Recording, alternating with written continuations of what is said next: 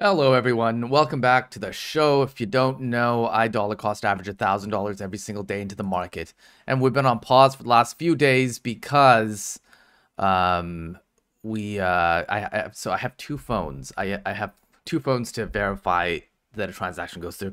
Now my other phone is not with me. I have to go get it, but it's about like half an hour away, so I have to go get it. I left it at home on the weekend, and now I don't have it, so I'm gonna have to go get it, and I'll get it sometime this point, and I'll just make up for the extra purchases that I need to do, and that should do the trick. So we're at about 12,000 right now, and that's some 10% of it because we've had 10% up, which is really exciting. And if we look at the charts, this is pretty interesting. Like, is this 10%? Is that 10%? Okay, 5%. Oh, I see. So like our dollar cost average is down here somewhere. So this is our cost basis roughly. So this is good news. What I drew out day before yesterday has not played out. And this is because Russia has said that it will withdraw troops, but there's no verification that is happening. And that is most certainly problematic because that's probably an indicator that we're gonna run into some trouble because this is euphoria essentially, right? This is like, oh my God, things are going really good, but let's wait and see because there's no verification. They're using satellite images to see if Russia's actually pulling out troops or not.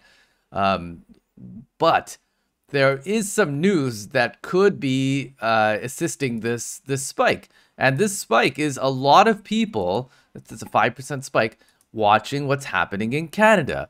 What's happening in Canada is there's a freedom convoy, and it's essentially these truckers that have like parked in front of like the prime minister's like place in Ottawa, and they're just like, we're not going to move, and we're going to honk the horns every day, and all the locals are super annoyed. So a bunch of people, like Americans, Canadians, Australians, a whole bunch, have been like contributing to the cause. So what the Canadian banks did was freeze the accounts. So yeah, Canada says it will freeze the bank accounts of the Freedom Convoy truckers who continue to, right. So this is a concern, obviously, for a lot of people, but it's pretty bullish news for Bitcoin, right? Because this means that people are going to switch to Bitcoin instead of the banking system, because you can just use Bitcoin. You don't need an intermediary, right? You don't need any of that stuff. So it's addressed here, like Bitcoin.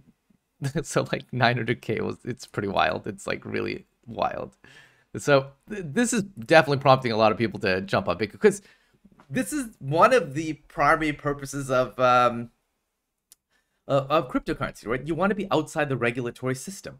You don't want to be controlled by anybody. You don't want to have to deal with those things. So like, how do you do that? Well, the first way to do it is to get rid of the government. We don't want government oversight.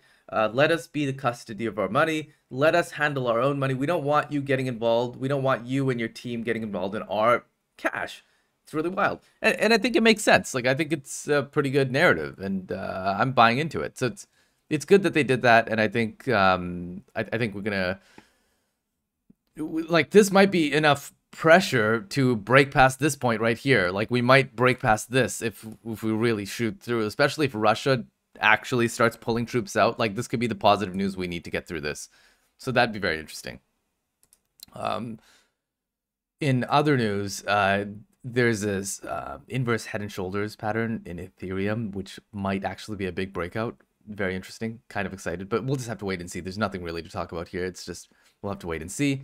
Um, but the last thing I want to talk about is, you know, the guys that, the hilarious lady that was Ilya Lichtenstein. She was the one that stole the $3 billion or whatever.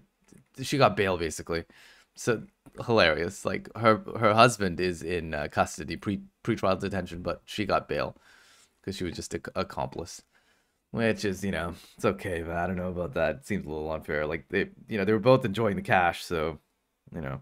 And I wonder if their story broke down. Like, once they went behind bars, like, you know, they were just like, yeah, man, this is what happened.